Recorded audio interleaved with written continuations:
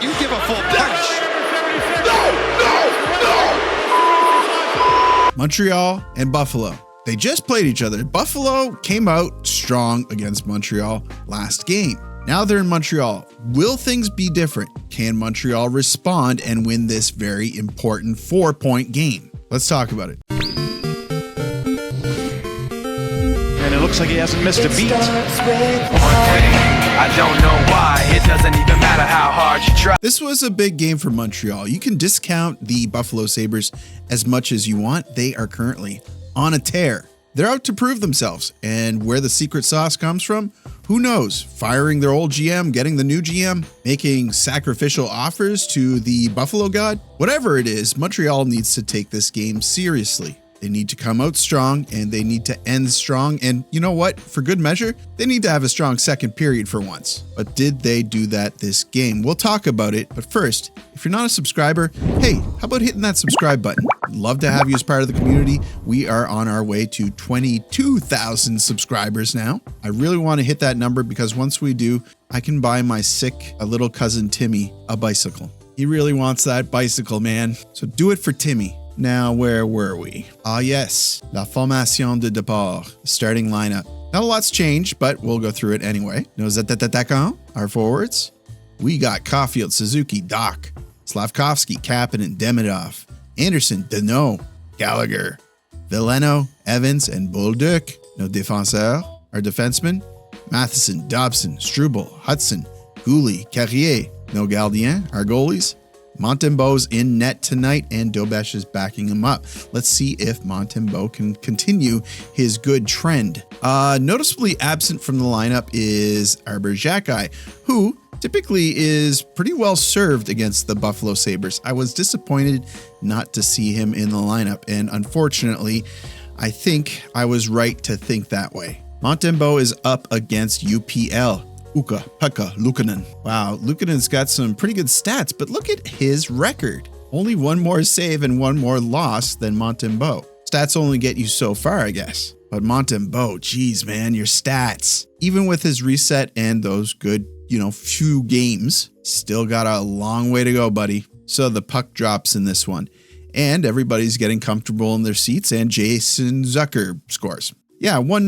Zucker puts it in the net. It's Jason Zucker, right? Right, Jason Zucker. So Montembeau here is way too committed to one side. He's facing the puck handler, which is right, but slowed down. You watch this. Struble kind of is favoring the puck handler here. Doc is making his way back, but he doesn't make it back in time. He can't cut off Zucker, and he puts away the one-timer on the 2-on-1. You can wish that Struble played this more in the middle. You can also wish that Montembeau didn't commit so much to the puck carrier. But really what happened here was Hudson let this get past him at the blue line. Could have played this way more safe and could have played back a little bit further. He was committed to keeping zone time here. That's okay. If he lets one of those go every game, not a big deal. He generates 3 points in a lot of games. Now we see Gallagher. It looks like he gets one in here. The spotlight shines on him and everything, but it goes off the post. Everyone thought this was a goal. Would have been a good response, but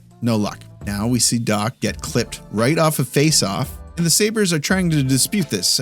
I'm so confused. I mean, look at this. What are we arguing about here, guys? I'm convinced, though, with the refereeing that Montreal's been getting, they were going to call this one off. But Montreal goes to the power play. And I kind of wish they would have called that penalty off because this is one of the worst power plays I've ever seen. And as the power play is wrapping up, it gets even worse. Short-handed goal here. Malestein, 2-0. Wow. What a stinker. Dobson not taking his opponent seriously. And Montembeau playing this way too loose. 2 goals on 6 shots. PU. It's worth mentioning here that with only 3 minutes left in the period, Montreal is barely getting any sort of zone time. But they finally do when line 2 gets a good entry and sets up. Otherwise, Montreal's been pretty unmatched this game, and it's looking a lot like the previous game against the Sabres. Did they not prepare for this? That's it for the first period. We're headed to the second. Pretty miserable effort here by the Habs. And post-game, they admit the first period was not a good period for them. Second period starts. They're behind by 2 here with 2 periods ahead of them. Most games, that's no problem. But after that first period, eesh, they really need to be a different team. And they certainly don't start that way. And for Montreal, centering Fried in front, backhand drive, post, bouncing, crease, and then pokes home. Zach Benson, 3-0. Wow. 2 defenders and a goalie are no match for little Zach Benson. This was ugly to watch. Hudson and Struble, no idea what they're doing here. They're certainly not stopping the puck from going in the net. This went off both posts and then gets whacked in by Benson, who is still in front of the net. I mean, the entire time. It's too bad they don't have like a 6'4" guy, 235 pounds that can just clear the front of the net. He would really come in handy right about now. And now Anderson can't find an open net backdoor feed, but the puck doesn't get to him, sadly. Montreal's starting to pour it on. They're looking like the better team all of a sudden. I think I know why. We'll get to that. But before that, Caufield makes it 3-1. Then he shoves down Darlene. Suzuki, Caufield, score! What a rocket! Cole Caufield! Habs are pouring it on. They're getting some zone time. Nick Suzuki feeds Caufield in the slot. Caufield seems to always find a way to put these in. Momentum feels like it's certainly changed. It's swung in the way of the Habs. And they're not letting Buffalo out of their zone anymore. Rasmus Dahlin slashes Slaff's stick, and the Habs go back on the power play. Oh no, not the dreaded power play. And guess what? Yeah, it's another poor power play, but the second line comes on, and you start to see a spark. Gallagher does some good work here, makes the second power play work. Thing is, they don't have any weapons. Bolduc gets a shot, goes wide. They're bobbling it around in front. Nobody can get the stick on it. So the Habs go back 5-on-5, and guess what? They score. Sidney takes it behind his goalie. Bolduc instead of Doc. Bolduc steals, wrist shot, stop, Suzuki, score! Nick Suzuki makes it 3-2. They're within 1. Bolduc playing on the top line here for some reason. He makes a bad dump in, and then Suzuki chases it down, puts pressure on his guy. That guy turns it over to Bolduc. Bolduc puts a shot on net, no goal. But UPL kicks out a big rebound. Nick Suzuki hops on it and puts it behind Ukko-Pekka Luukkonen. For a minute here, Buffalo starts punching back. Gooley breaks a stick in the defensive zone, and Buffalo smells blood. But Montembeault comes up big twice. Still in the second, Bolduc gets a break but can't find his shot above the pad. Dahlin comes barreling in, punches Bolduc in the face. You can see the official saying right away, okay, Dahlin, you're done, get to the box. But now we see the refs discussing something. It's obvious. Dahlin should go to the box here. You can read their lips. They're saying, how can we screw Montreal here? They've got all this momentum. I have like 14 bets on Buffalo tonight. We got to stop them, guys. What do we do? And at this point, like, it's seriously, I'm starting to not joke about this. This is such an easy call. Buffalo gets the penalty. Montreal goes on the power play. No, it looks like they're doing offsetting penalties, but no, wait. Bolduc comes out with the extra penalty, a slash plus roughing. How does this make any sense? This is egregious. I see a lot of you commenting down below. Does this only happen to Montreal? No, it doesn't only happen to Montreal, but I think it only happens to Montreal in this volume. It's insane. The bad penalty calls. This is a no-brainer. But the PK does its job and they kill this penalty anyway. Second period is over. Montreal looked great this period. It's just too bad they couldn't have figured it all out in the first period. But the secret sauce for this one was a coaching change. It's obvious the style of play completely changed from a different transition game for the Montreal Canadiens. They didn't hold the puck in their defensive zone and make thoughtful decisions for passing. They made the concerted effort to move the puck forward at all times. Just the puck carrier, move the puck forward. Whoever has the puck, get it forward. Go forward. No pensive puck possession. Don't hesitate, move forward, north. And that's, that turned out to be the key. Third period starts. Can they complete another comeback? We see Josh Anderson getting a little too frisky. He skates past a backdoor tap-in on behalf of Lane Hudson. And I would say at this point, Montreal's missed probably like 3 really good high danger opportunities, and they get more. This game could have looked completely different in the end. Now we see Gooley draw a penalty, and they're back to the momentum-killing power play. Can they finally make this power play work? They're setting up so much better, but they're fanning on the puck and they're missing wide. That doesn't help production. And then finally, Hudson loses it again at the blue line. He slashes Zucker to make things worse, completely impotent because this doesn't do anything to slow him down. He's off to the breakaway, and this is a must save by Monty.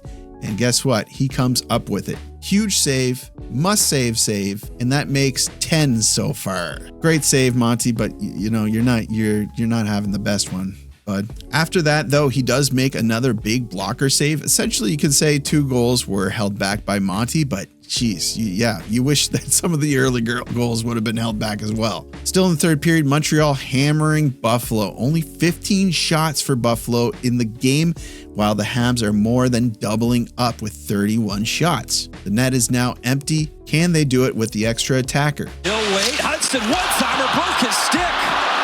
You don't see that very often. Empty net and Barry. Hudson breaks his stick. Buffalo puts in the easy empty net goal. You gotta be kidding me, man. So Hudson, like I said earlier in this video, Hudson has a lot of games where he's got 3 points. This was a game where he gave up 3 points, or at least was a contributing factor to it. He ended the night -3. Struble, under 10 minutes. Yeah, he didn't have a lot of shifts. I think Arbor draws in next time. I think that Struble, two bad games by Struble, I gotta say. That's not good, because if they are trying to showcase him for a trade, a scout might look at those last 2 games and say, hey, no thanks. And you want to talk about that for a minute? Trades? Might as well, because of course Buffalo wins this one. Sometimes you only need that really one good period to win a game. And this was definitely one where you wish the back end was a little stronger. You wish Montembeault came up with more saves, and you wish that the the players in the defensive zone would have played a tighter one.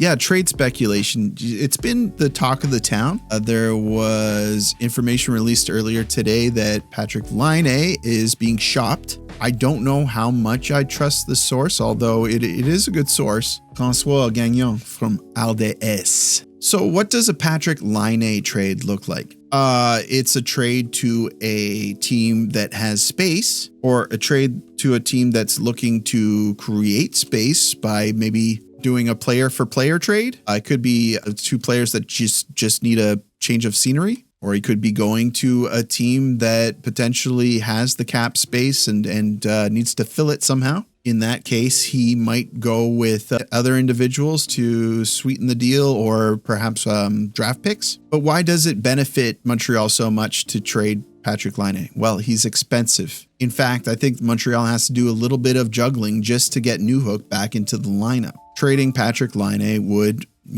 make a lot of things easier. The sad thing is, it's totally not in the Montreal Canadiens MO to do something like this. They want to give him the opportunity, and you could argue that he has had the opportunity, but injuries, the sports hernia that could have been nagging on him for however longer, was just a missed in diagnosis, perhaps. There's a little bit of a sour taste in your mouth, but I mean, if I'm being completely pragmatic and realistic, Patrik Laine does not fit on this team. If he is getting points, if he's willing his way to the top, pulling himself up and getting points no matter what, 5-on-5, yes, he could be a real good part of this team.